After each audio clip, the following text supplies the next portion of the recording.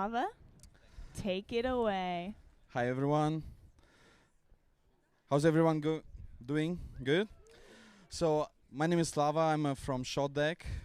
Hopefully you guys know about Shotdeck.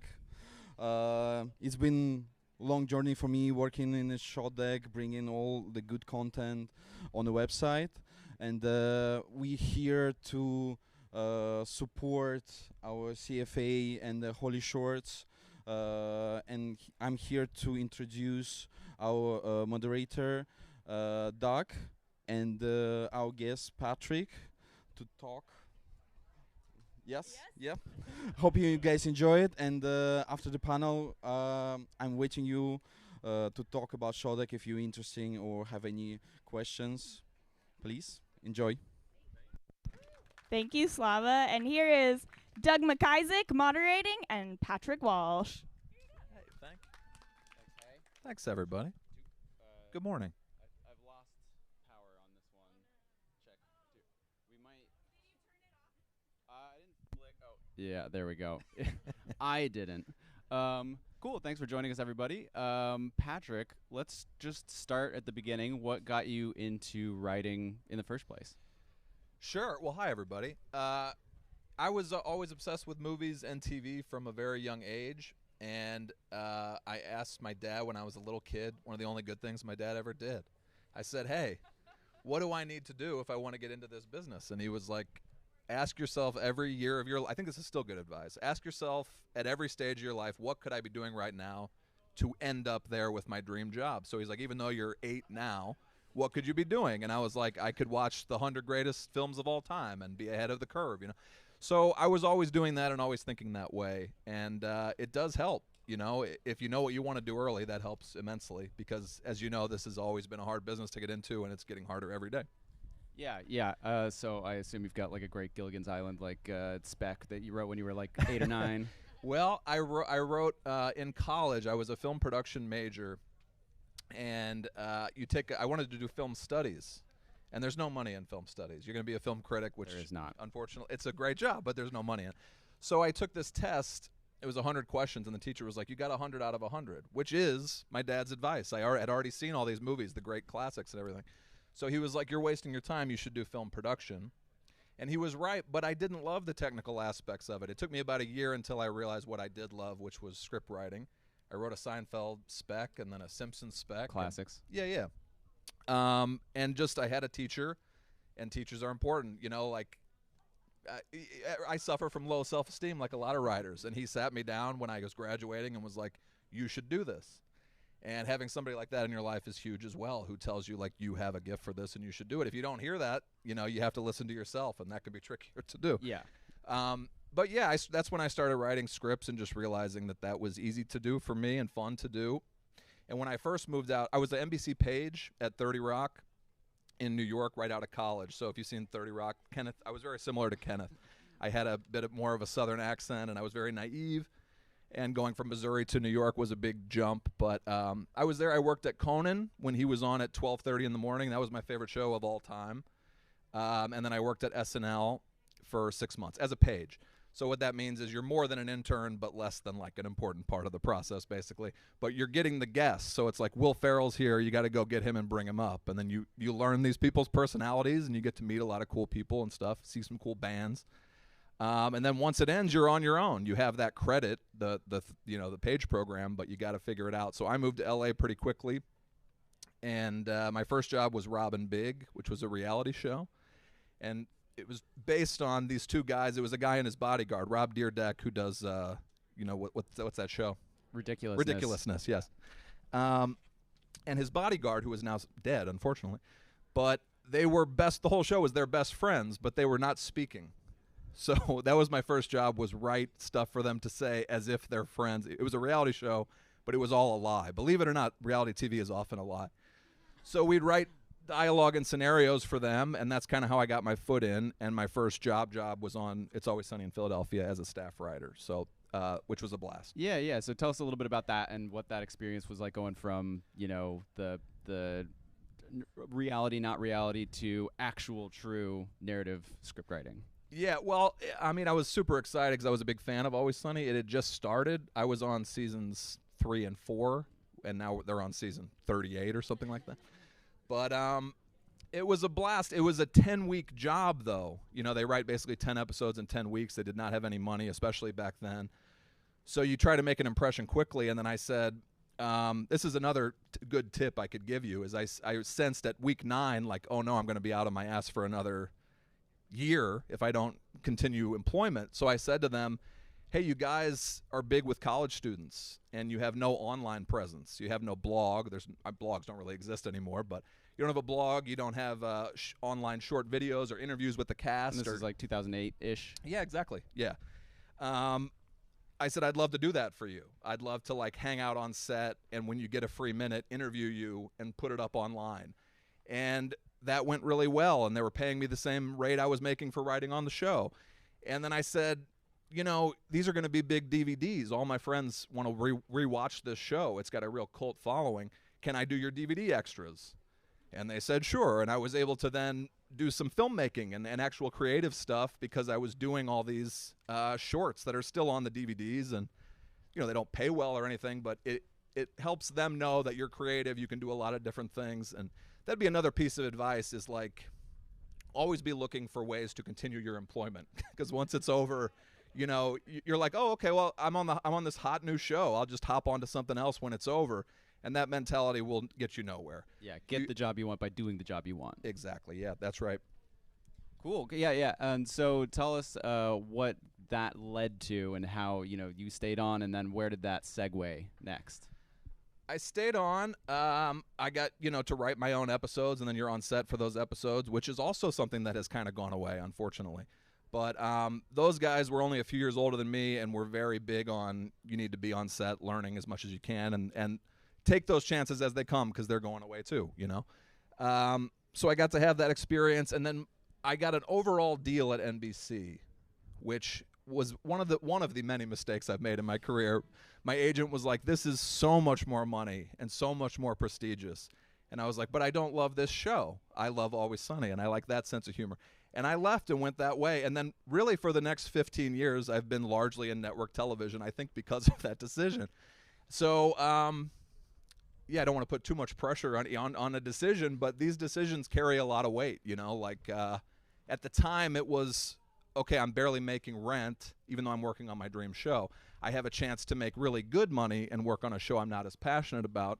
And you'll have a lot of those decisions in success, you know. And you got to just follow your heart. I was, at the time, 27, and I had just moved to L.A. with $600. So the decision was purely financial, but that led to me doing a lot of network TV, a lot of multicams, which I love, but they're kind of going out of fashion, you know, with a live studio audience like Cheers or Seinfeld or Frasier or whatever, Friends. So these decisions, you know, a writer doesn't need more to stress about, but you do need to know that they're important decisions. They can really affect you. So it's not that I have a huge regret about that, because they could have fired me the next year at Always Sunny, and you never know. But yeah, I did this show called Outsourced, which was basically The Office in India, a call center, and it aired after The Office. And from there, I was on Two Broke Girls for 6 years, which was the whole run of that show. Now that show, there was this guy, Greg Malins, who ran Friends. Very, very rich man. And we had a boss on that show. He's not here, but he was a bit of a terror. He was a bit abusive. And this guy, Greg, he came into my office one day and he was like, I'm too rich to put up with this, but you should stay here until they cancel the show, because this type of show is going away, where the residuals are great and they last you for the rest of your life. And that is true. I stayed for 6 years being kind of not treated well. I was the only person who stayed the full 6 years. Everybody else got fired. But I excelled at it, and I did a good job, and now I get a green check in the mail every month that will support me, you know.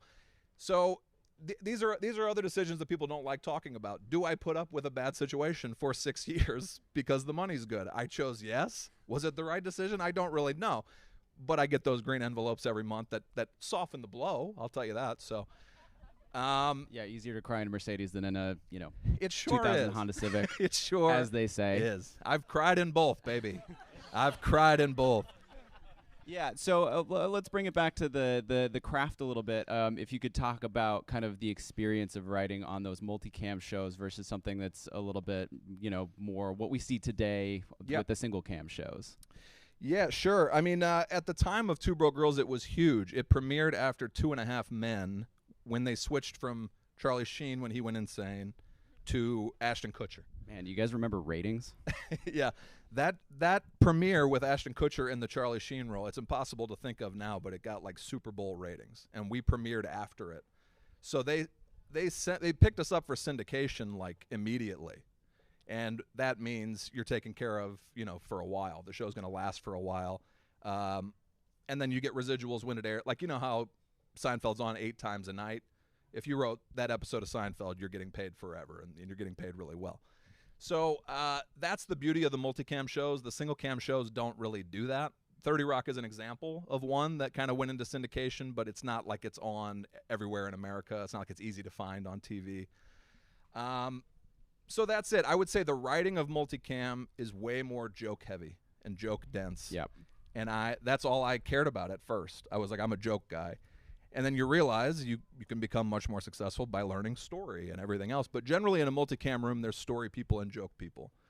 And I was just a guy, had kind of that Rain Man quality of just whatever the situation. Here, joke.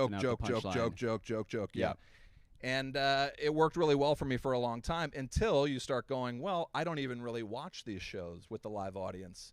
I tell my friends what I'm working on, and they're not like, oh, cool. They're like, oh, I think I've heard of that or whatever. Yeah, my parents watch that. Yeah, exactly. So, yeah, the single cam thing, you can be on a terrible single cam show too, though. There's plenty of those. You just want to be on something you feel good about, but your first jobs won't be anything you feel good about, usually. It's very rare that your first job is Sopranos or something. Yeah, or Sunny, which, exactly is running for 17 seasons plus. Yeah, I mean, a great example is Sopranos, which I consider the best show ever.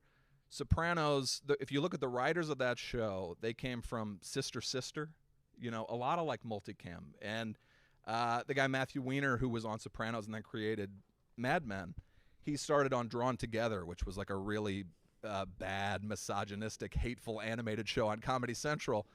And look, some of that transferred over into Mad Men as well, but it was a celebration of misogyny, so it was different. But yeah, it's like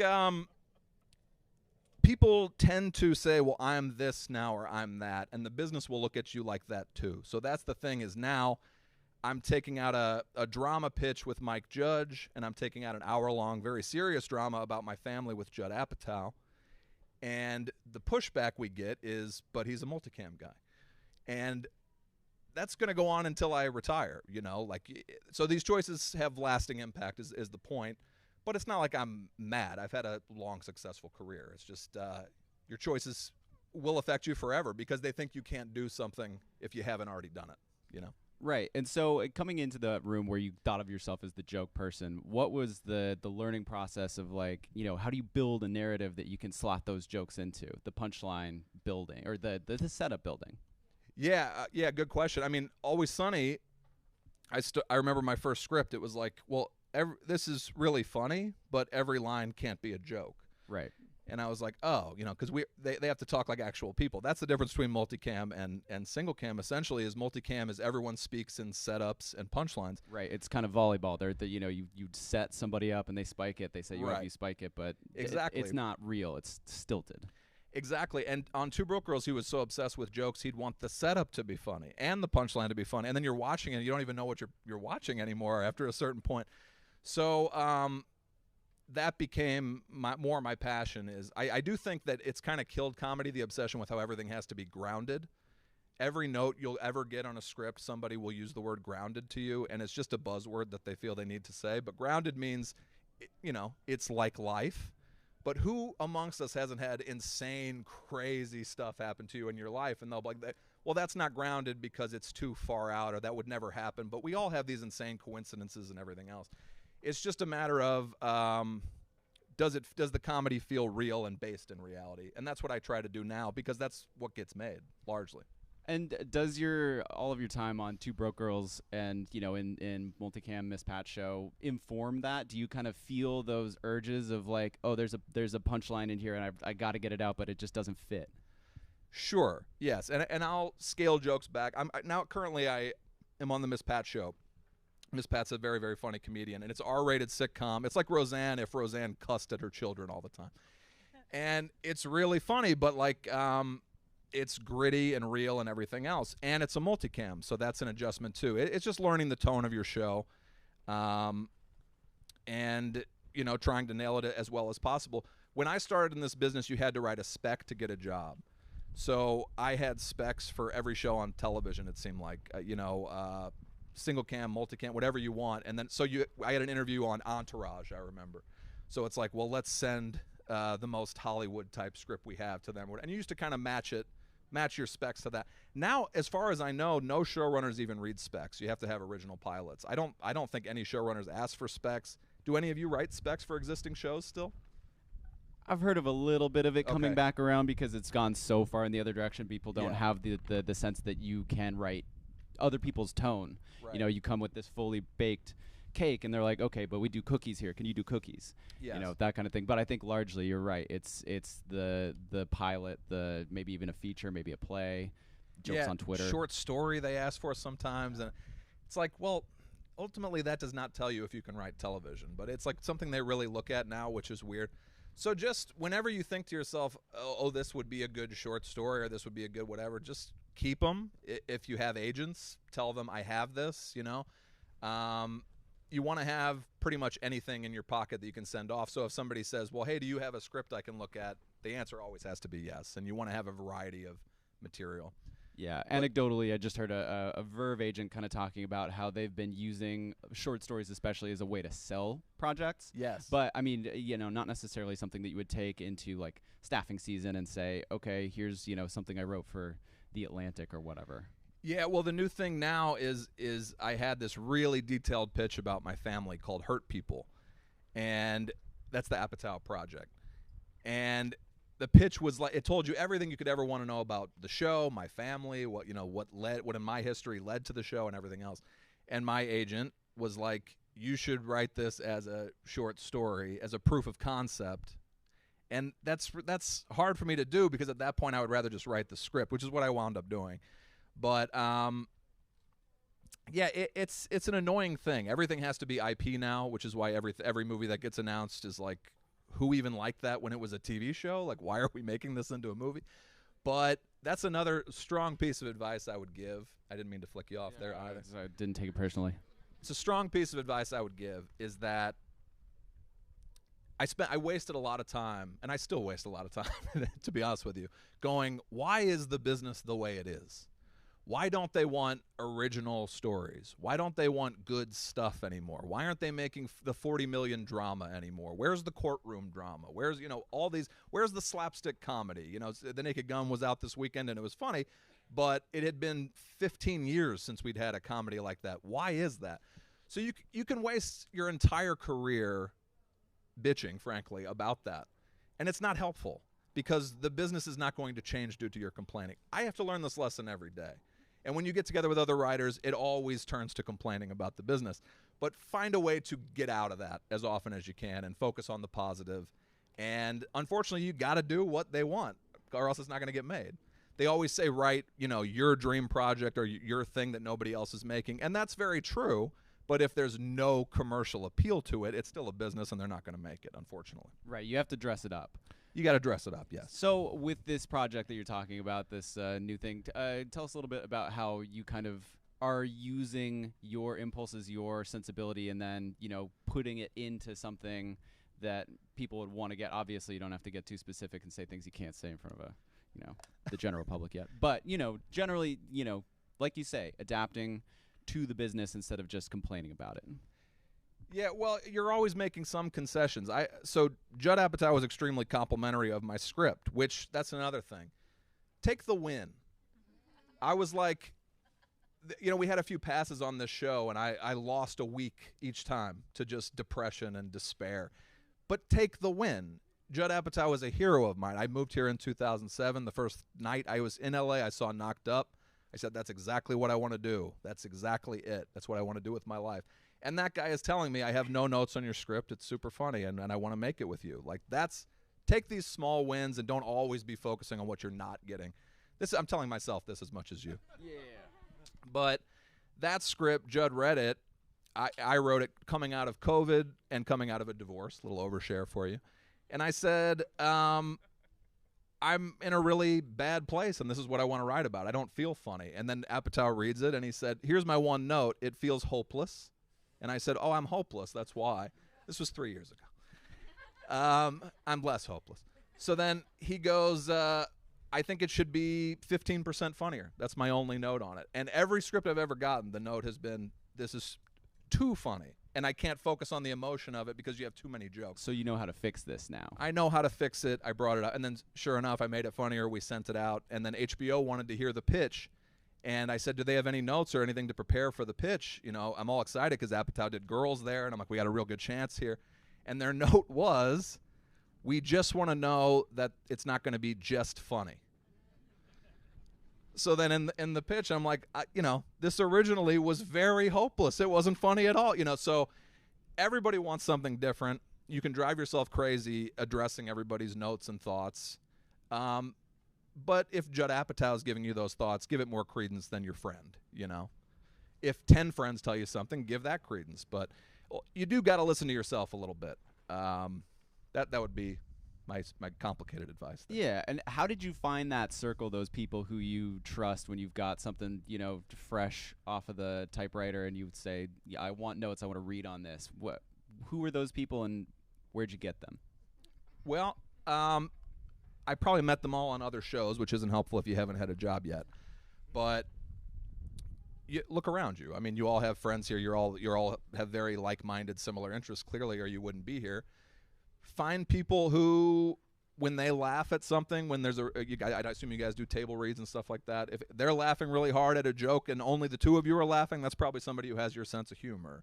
If you guys get along, socially, and you like their taste, that can help too.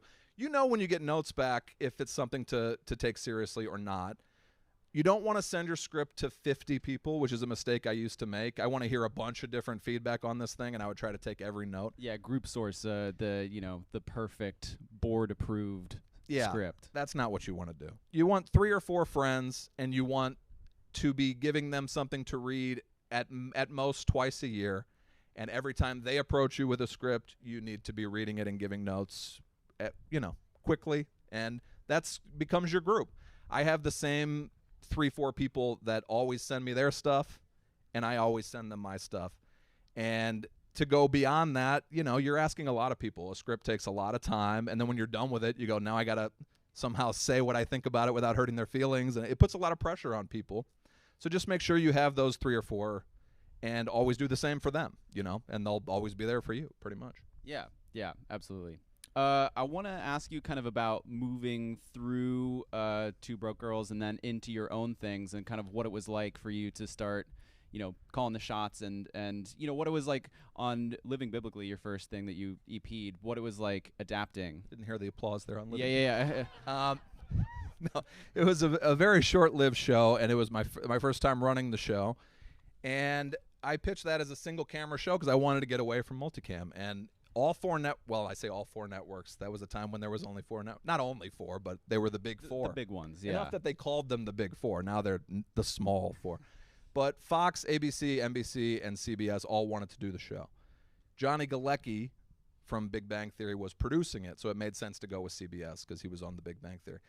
But the show was about religion and a comedy about religion, and I was raised Catholic, and I feel it still has a kind of negative impact on me in some ways. You've got those scars, yeah. Yeah.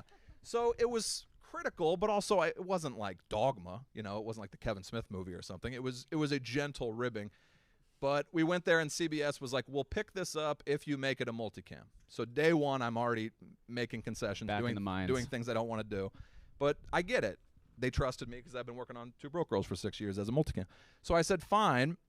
And then they start getting the scripts in, and they're like, these are really funny. You can't say anything critical about religion. This is CBS. I said, well, I'm not looking to do Seventh Heaven or something where it's people talking about how much they love Jesus. You know, that's not funny either. No, by the way, if you love Jesus, Godspeed. But like, I was just immediately selling myself out at every opportunity. Did I turn this off? I was selling myself out at every opportunity. And that was my lesson learned. I was like, I might never get this chance again, so I have to do everything they say and everything they want. And that's a mistake. There's this guy, Eddie Garadetsky, who ran the show Mom for many years with Allison Janney and Anna Faris. And a great multicam. And I asked him for his advice. And he said, your show's not going to be a hit. It's your first time doing it. You have no idea what you're doing. So put that out of your mind. And then he said, you're going to go down, so go down doing what you want to do. Don't go down doing what they want you to do. That's a double failure. And I did not listen. And it was a double failure, and it knocked me on my butt for quite a while. The next show I ran, Charlie Day, who was my boss on Always Sunny, called and said, I'm doing Always Sunny in a retirement home, and it's called The Cool Kids for Fox. Would you like to run this show for me? That was a much better experience because Charlie can run interference and say to Fox, no, he's going to do this. And I've been running Always Sunny for 17 years, so you're going to listen to me. It's good to have a buffer. It's good to have somebody important and powerful between you and the network because they're not going to listen to you on your first show. It just doesn't really happen. So that would be my advice, is really Eddie Garadetsky's advice. Go down doing what you want to do on your first time out, because if you do everything they say, A, the show will be bad, guaranteed, especially now that the notes are always coming from AI. That's true. The notes that you get on your projects are from Netflix, no matter what it is. They are coming in ChatGPT form, which means that the networks don't even trust their executives. They prefer robots. So it's hard. It's hard to stand up for yourself when you don't have a lot of experience and hits to back it up, you know, and on your first show you don't. So have Charlie Day run interference for you. That would be my advice. Yeah, so tell us a little bit about like what it's like running the show versus writing on the show. You know, people think of the showrunner as the head writer, and that's true, but it's also so much more. So what do you lose and what do you gain from that jump that you weren't really expecting? Well, look, I'm going to be very honest with you in a way that I don't think enough people are. The showrunning job, here's another thing Eddie told me. Showrunning is like being beaten to death by your own dreams. And that may sound negative, but it's 100% true. So you are the head writer, which is a massive responsibility, and every word you're responsible for. So if a script doesn't work, everyone's staring at you, and they're angry. The actors, the network, the other writers, everybody's mad at you. At least that's how it felt to me when there'd be any problem. And in addition to the writing and trying to be creative, you are dealing with, hey, what blouse should this 85-year-old woman wear? Which of these 8 blouses do you? I can't dress myself. So, but you have to answer these questions. Now, what I have learned is you need to delegate this stuff to people who do care and who are good at it. And that's something I learned too late, I think. But you have to have an answer to every single question. And then you're trying to be creative and like, okay, finally we're getting into a good flow with the script. And then your assistant comes in and says, hey, Fox is on the phone. They're pulling 3 of your episodes or whatever. An agent's on the phone. She's pissed about a joke in the script this week. And you're always having to do that. If that sounds fun to you, then you will love it and excel at it. I'm at a place now where I don't know if I ever want to do it again. And it was my dream. You know, I got there and I said, I truly prefer being the number 2, like I am on the Miss Pat show. When you're the number 2, you make a little bit less money, but nobody cares really about your opinion unless the number 1 guy asks you. So, you know, like I do handle a lot of the writing on that show, but when the cast has a problem, I'm like, not my issue. And that's worth a lot of money to me. To not have to go deal with the cast. These people can be monsters, you know, like that's another thing they don't tell you. I've worked with monsters on both sides of the camera, just the worst people you could ever imagine. And it stays with you. And, you know, it's PTSD. And I talk about it I won't mention it. I talk about a job I had 6 years ago every week in therapy. I'm not over it. So you think you want to be a showrunner, but you gotta, It's like being in charge of a Fortune 500 company and you've been trained to be a creative person. It makes no sense. You're writing ad copy, and now you're Yes. at the head of the board. Correct. There are writers who have both right brain and left brain, and they're both like glowing at all times, and ready to go and handle that. But it kind of broke me, to be honest. And I feel like I could do it again, but I would have to be super passionate about the project. And if you're not, I wouldn't recommend doing it, because then you're just being beaten to death by your own dreams, and you don't even like what you're making. That's not something I would recommend. So I've heard showrunners kind of talk about, there are 11,000 jobs in the show running, like you said, picking out the blouse and also scoring and editing and Yeah. writing and this and that. And I've heard showrunners talk about picking their favorite things that they need to do themselves, because if they didn't get to do that, then they would, walk into traffic. yeah. What are your stop me from walking into traffic things? You like scoring? You like needle drops? What is it? Well, needle drops are pretty rare in multicam, but I would love that. I would definitely love that. I worked on Crashing, which was the Apatow Pete Holmes show for HBO, and that was a lot more like what song would be great here kind of stuff. But I love editing. And if I'm being honest, the reason I love editing is because you get all that control, and you're in charge of every decision, but you're dealing with one human being. And you're their boss. You're not dealing with literally 100 people who want something from you, and that you can shut the door to the editing room and be in there and do your work. It's cool and it's dark. It's cool and it's dark. So I love editing for sure. And then I love when I have a pretty good script that's going to shoot on Monday, let's say, and I spend all day Saturday. Maybe I take a little edible, ladies and gentlemen. And I Drugs add in Los Angeles, California. and I add, 50 great jokes to the script, and then I'm getting ready for that table read Monday. So it's already in the pocket, and then I'm just making it funnier and making it work.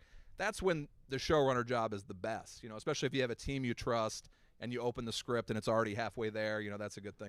It's another thing they don't tell you about showrunning. If somebody turns in a script that's an F, which happens, to be honest, half the time,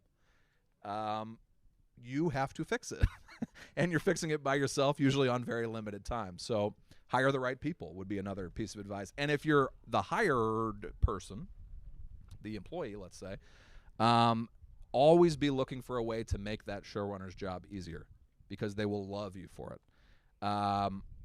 without sucking up. And that's a tricky line to walk. But as soon as you can always tell who's the suck up in the room, and everybody starts to quietly not like them. Yeah, you can put out breakfast, but you can't chew somebody's food for them. That's true. Bring in donuts, yeah, but don't feed the boss. Yeah, exactly. Don't baby bird your boss.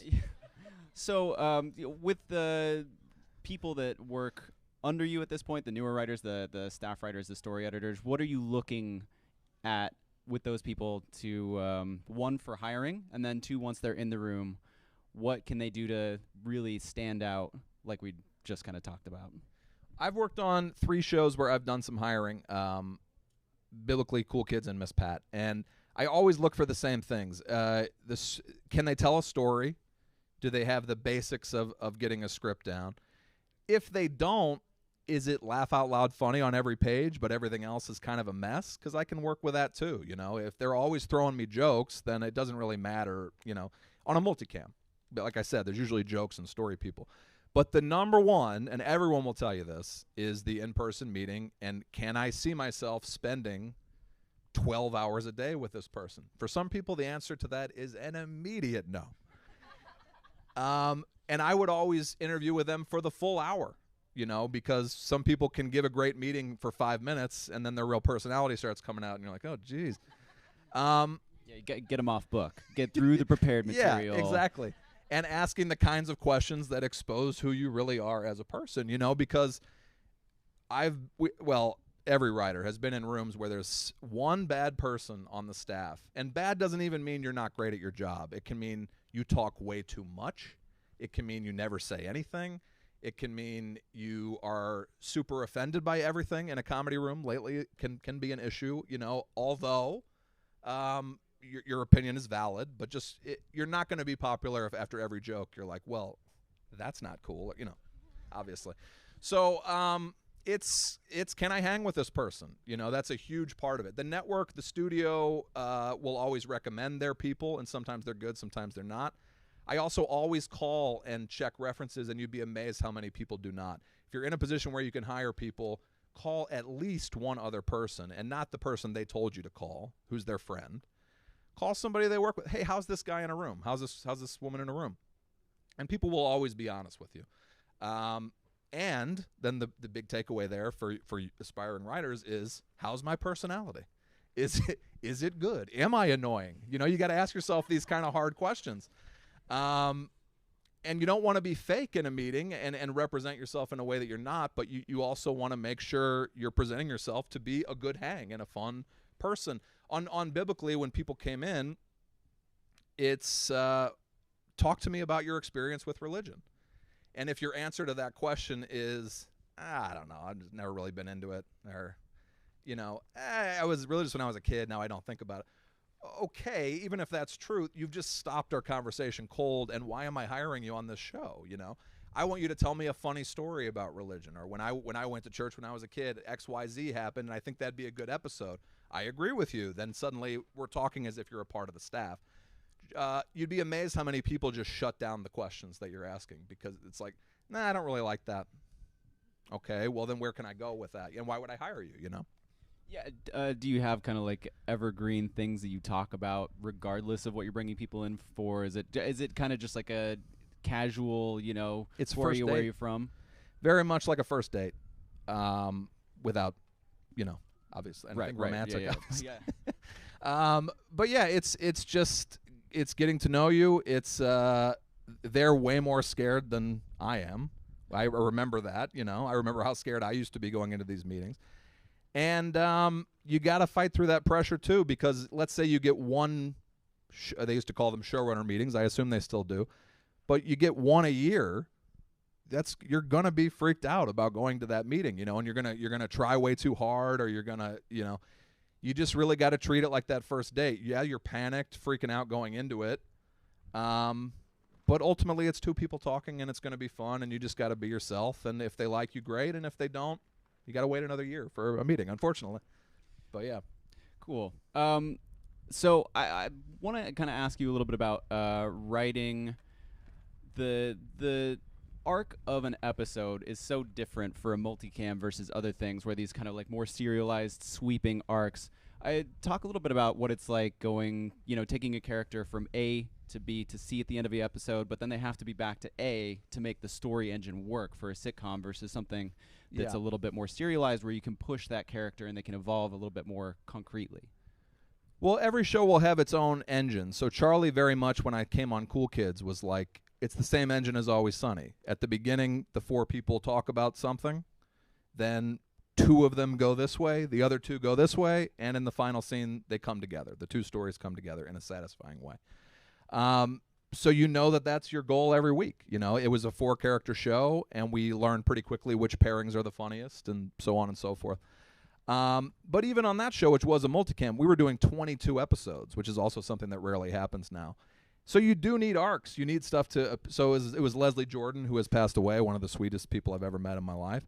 But we were like, let's give him a 6-episode romance. A senior citizen gay romance. It's rare on television. Let's do it. And then that becomes your mini arc, but it still fits into your basic engine, which is, okay, he's off on this story, then we got the other 3 off on this story, but we bring them all together in the end. Serialized shows are trickier because in addition to putting the notes on the board and trying to get your episode done, you got to say, well, where does this fit into the bigger picture? And then if you're doing something like 24, Sopranos, or White Lotus, whatever it may be, that requires a lot of heavy mapping out of the series. And for me, 12 people, although now it's down to 6, 12 people trying to plan out a season can be really frustrating. Ideally, you'll have a showrunner, and this is the kind of showrunner I am, who gets what they need from the room and then says, I got it from here. And I might contact you with questions or something like that. What you don't want is the showrunner who hates his wife or family. I'll warn you about it, because they never want to go home. And you'll just be there forever. Many people say this. This is like a really common thing that I hear. It's actually very common. And they never make a decision. They'll talk about something endlessly, and it's because they're happier there than at home. You don't want that. But mapping out the arc. I mean, they talk about world building now. That's more, in my opinion, more of a Game of Thrones type thing, where that's something I'm not even that interested in, to be honest. I don't like fantasy stuff, but the amount of world building that goes into that is so much more work. Or let's say you're doing something about the mob in the 40s. You know, suddenly you've got to do this homework and all this research and stuff. There are people who love that side of writing. I don't. I like to write about people I know and situations that are happening now. Find out what your gift is, what your skill is. If you loved research in high school and now you love writing, then yeah, be one of those people who can map out a whole season of a show because you know so much about the time period or whatever. You know, because you got an edge on me. I can't do that stuff. So is there kind of a more grounded version of world building where it's like, here are the edges of what could happen on like a Miss Pat Show episode versus a Cool Kids versus a Two Broke Girls kind of a thing? For sure. Yeah, it was Michael Patrick King who did Sex and the City, ran Two Broke Girls, and he said on the first day, like, and The Comeback, which is a hilarious show about this business, and Multicam, but he would say, like, okay, we have the two girls, obviously, Kat Dennings and Beth Bears. The other people, the horny pervert chef, the immigrant who owns the diner, Garrett Morris, who's the cashier, they're Muppets, is what he said. They're going to pop up with a joke and then pop back down. We don't want to know anything about their life. And for like 2 years, that was it. And that worked. You know, they're the comic relief. They pop up. We're not going home with them. Now, when you get into season 6 and you've run out of funny things for the broke girls to do, it's like maybe we go home with the pervert chef and find out what makes him tick this week. But a good showrunner, and they're not all good, will give you those guidelines. This is a show where we can do a dream sequence, but we can't do a fantasy sequence, let's say, you know. And you can ask those questions too. Hey, if I want to put, you never just guess and put something in a script. I know a guy who got fired off Silicon Valley. He got sent home to write a script, and he brought the script back in, and Drake was in it as a character with dialogue, the rapper Drake. And they were like, we don't have Drake. Why did you do this? And he was like, well, I thought they'd get Drake if I wrote it in the script. And then they were like, you're fired. So always ask. If somebody called me at home on a Saturday night at midnight and was like, hey, I'm almost done with my script, should I put Drake in it? I would not be mad at them because I wouldn't want them to waste my time and everybody else's time. I would say, no, of course don't put Drake in it. But you never want to just be taking a guess or taking a swing. Your showrunner should provide you with a pretty thorough outline. Some showrunners won't. They'll say, okay, go home and write that, but you've never had a job before. You need to ask the questions that you're uncomfortable asking. Like, no, I don't feel comfortable. My outline's not fleshed out enough. That's totally okay to say, and it's important to say, because I've been not wanting to rock the boat so many times and gone home and sat down at my laptop and said, this isn't even a story. Like, I can't write this. And I just wish I had asked more questions. It's always okay. Even if somebody snaps at you, stick to your guns and get your answer, because people are just moody sometimes. You get an answer instead of handing an F. Exactly right, yeah. Yeah. What is it like at the front of that room, kind of figuring out those boundaries? Like, you know, is this a daydream show? Is this a Drake show? What are those decisions like in the blue sky phase? Very much up to the showrunner, I would say. You know, like there are multicams that have like a big fantasy light. I like Malcolm in the Middle was kind of that way. They which isn't a multi actually, but they'd go off on these weird fantasy tangents and things weren't Scrubs real. too, where Scrubs, they kind of like great example, the cutaway gags. Yeah, or and you know, Family Guy. We all know. Well, that reminds me of the time I blah blah blah. Like, always watch every episode of the show that is aired up until your meeting. Always, even if it's, you know, Orange is the New Black and you have 8 seasons to watch. Grey's Anatomy. Maybe not all of Grey's Anatomy. You'll get the gist. But yeah, like watch all you can and, you know, come in prepared to talk about it. What do you want to see about the characters? A question I get a lot is it okay to be critical of the show if I don't like it? No. Absolutely not. Nobody has more ego than the person who's created the show that you're going in to interview. I'd love to help you make this show that sucks. Yeah. But the addendum to that is you're definitely allowed to say, you know, something I feel could be stronger about the show. That's about as much as you should say. But something in that area.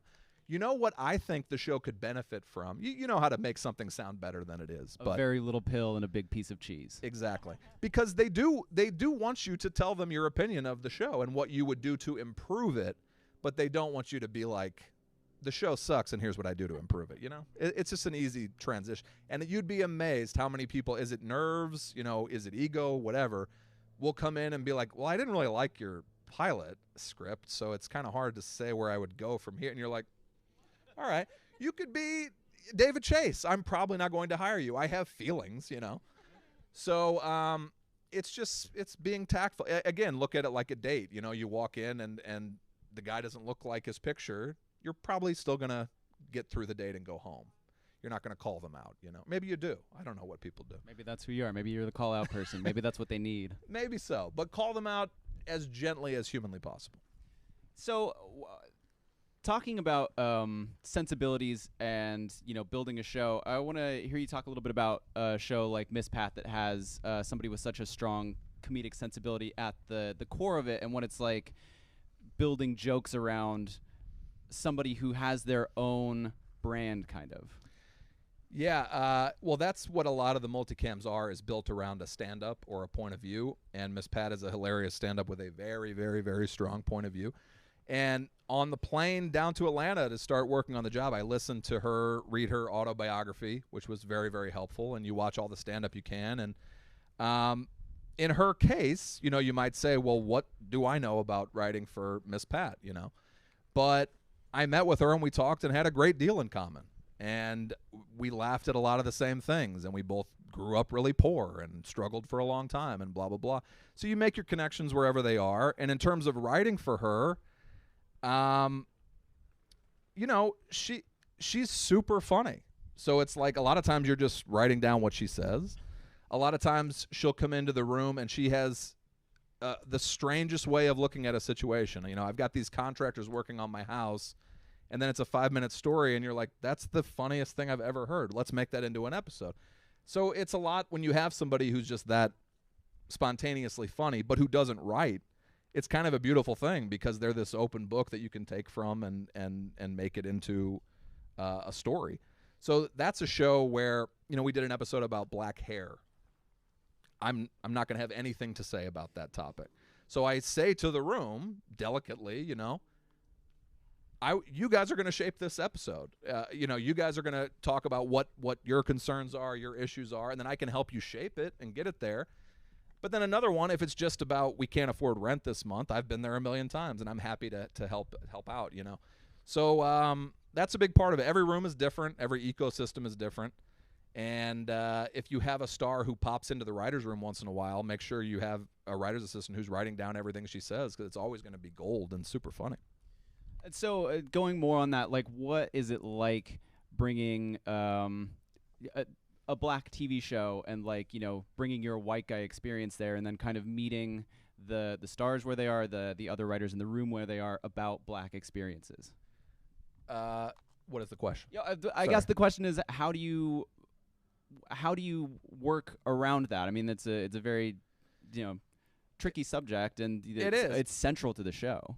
Well, look, Miss Pat has now asked me to write. I've written 2 other pilots for her and for BET, and it does feel a little odd, honestly. And what I have to say to myself is, Miss Pat has chosen you to do this. You know, she has her pick of whoever she wants. You don't have to go around apologizing for that.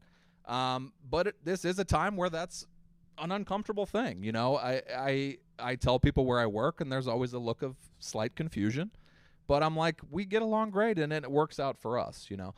I think that is a gift as a writer, to be able to write all kinds of people in humanity, you know. There was a brief period, I think, during the pandemic where it was like, if you're Native American, you should only be writing about Native American issues. You should only be doing, you know, Rutherford Falls or what's the other one, Reservation Dogs or whatever. But ultimately, that's very limiting too. So everyone's got different opinions. Everyone's opinions are right, basically. But all I know is Miss Pat met with 100 people, picked me, and I'm not going to walk around apologizing for that, I guess. Yeah, so that's great. Yeah. We've talked a little bit about kind of like general advice, but do you have any kind of, specific to this moment advice? Like if you were somebody who had a notebook full of ideas and maybe a few scripts, what are you doing? Who are you putting it in front of? Whose door are you beating down? When I finish with something? Well, I mean, you as you, Yeah. and then you as, the person just off of the bus from Missouri. Oh, okay. Yeah, I mean, well, at first, like how many of you have an agent? I don't know where you're at in your journey. Oh, so very Couple, few. yeah. Congratulations, but okay. So that was always the biggest struggle, we have to get an agent. Like I have to get an agent. Everybody, that's your only way in. Unfortunately, that kind of is still true. Nobody's going to read you without representation. So if most of you don't have one, that's got to be your number one goal, because you're never going to be in a position, or rarely going to be in a position, where you can walk up to Shonda Rhimes and say, hey, here's my spec. She legally cannot read that spec. She's not going to want to read that spec so that you can sue her 2 years later and say, you took my idea about a guy who had a kidney stone or whatever. So it is different once you have an agent, because they're doing a lot of that work for you. But this kind of stuff, you'd be amazed how many writers never attend something like this. You're already ahead of the game. You're making connections that will last you your entire career, your entire life.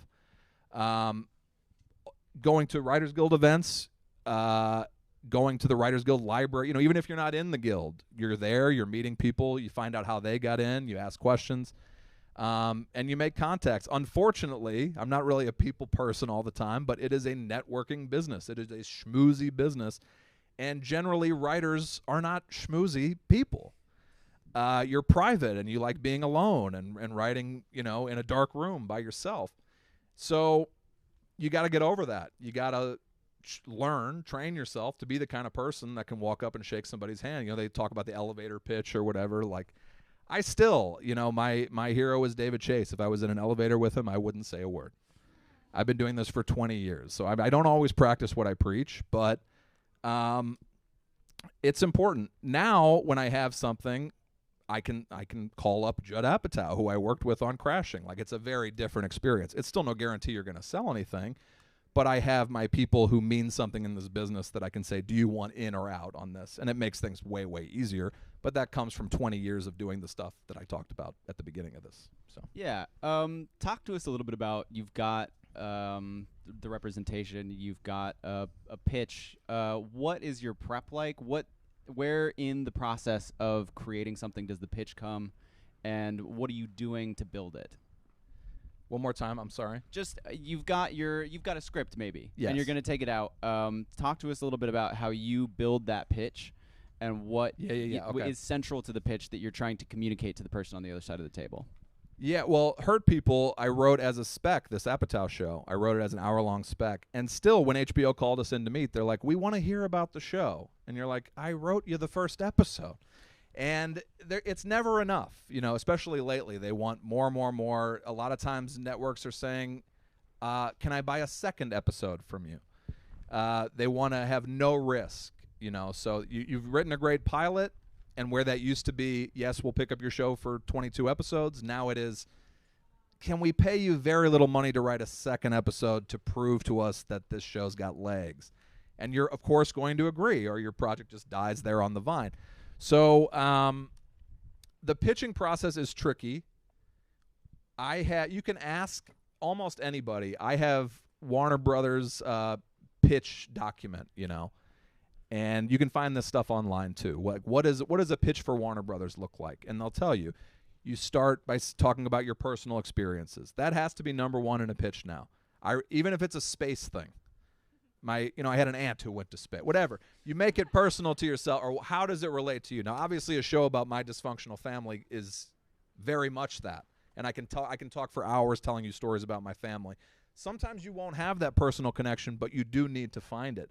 Because they want somebody who's like living that life and is an expert in that life. Even if it's a show about horrible dates, they want to know you've been on a lot of horrible dates. You got to be able to back that up, and you're going to have all this experience to drag on. Then they want to know, especially in multicam and especially in network television, how does it get to 100 episodes? So you've got your pilot and you're all excited. But if the next question is what's episode 100 and you go, then you don't have a show. It's not like a movie where the story ends in 2 hours. It's got to be able to go and go and go. So the elements that you always want in a pitch are personal connection to your life, flesh out 3 or 4 additional episodes other than the pilot, but also you're going to have to tell the whole pilot story in your pitch concisely, cleanly, looking up at people's eyes. If they're glazing, move it along. Here's another horrible thing. I do a lot of comedy pitches over Zoom. So I remember the first one I did, my anxiety comes out, my upper lip sweats, and I was like dripping into my mouth because I had said 100 great jokes and nothing got a response. And finally I was like, hey, I'm sorry, I have to call this out. Is something wrong or what's going on? And they were all on mute. So everyone, when you pitch now, 100% of people, even if it's a comedy pitch, are on mute. So you have no idea if they're enjoying it or not. So what I do generally is blow up my pitch document to fill the whole screen so I don't see the guy who's picking his nose or checking his phone or whatever else, because then I start spiraling and fixating on that. But pitching is not my favorite, if you can't tell. But you have to get across those points. You have to leave them, because here's the other bad part about pitching. You're almost never, even at my level, which is, I'm not king of Hollywood or something, but I'm almost never pitching to like the president of Hulu when I pitch to Hulu. I'm pitching to 2 or 3 people who are further down the ladder. And then if they love my pitch, they have to then convey that passion to a disinterested boss who's hearing 80 of these at once. Well, I'm doing a show about baby Jessica, who was a girl who fell down the well in the 80s with Mike Judge, and they rescued her. So they go in, and they have an hour-long meeting with the boss where it's like, so we have the show about baby Jessica. What's that? It was a girl who fell down the well in the 80s. Too sad. Next. That's literally the only shot you get, and you won't be there for that meeting.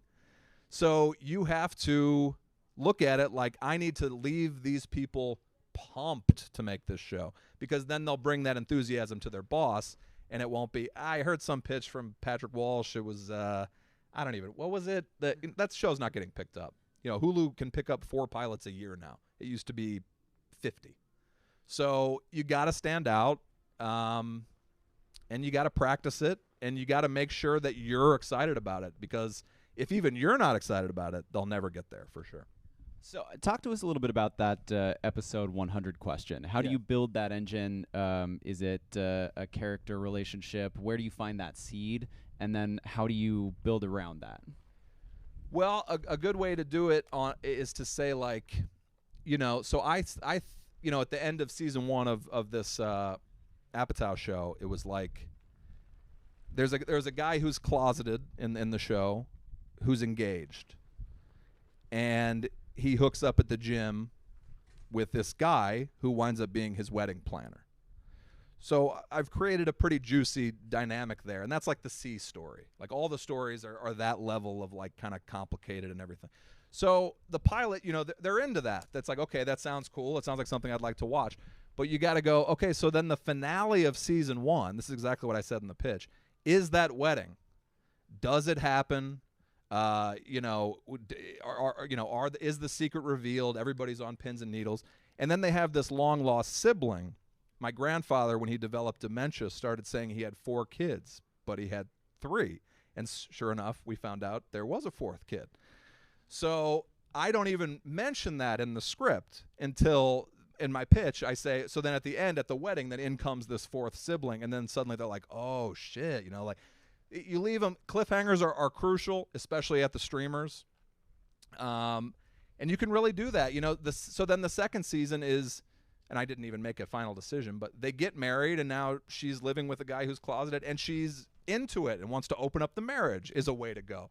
Or it blows up the marriage and they don't get married or whatever else. But you make these decisions, and you want to leave them with like, oh, wow, I want to see that, So that's a big part of it. I told this story about I have an uncle who's closeted, and my dad picked him up from surgery. He's 70 years old. He's a big Fox News guy. And he was numb from surgery, and he asked my dad if he could stop at this place and it was a hair salon, and he got out and started making out with this other 70-year-old man. But he's also a hateful bigot. And my dad just kind of will carry that secret to his grave. But I was able to describe a scene where, like, she knows that he's cheating with a guy and picks him up from surgery. And while he's looped up, she's going to grill him about all these questions, you know. And that suddenly that scene has suspense and it's exciting. And you just want to be creating as many scenes and moments as possible in your pitch where they're like, I got to see how that plays out, you know. And that's hard because how many movies do you see that even have one moment where you're like that, you know? So you got to do the work, you know. Pitch other people. Always time the pitch. You never want your pitch to, even whether it's an hour long or a half hour, it can't be longer than 20 minutes. They will cut you off, and there is no worse feeling than I don't want to hear any more of this. Yeah, hey, thanks, we got to go. Yeah, exactly. Great. Speaking of, that's all the time we have. Thank you all so You much could just for say I coming don't out. want to hear any more of this. That's fine. We way hit 20 minutes. Thank you so much, Patrick Walsh. Thank Of you all course. for coming out, and we'll see you later. Thanks, everybody.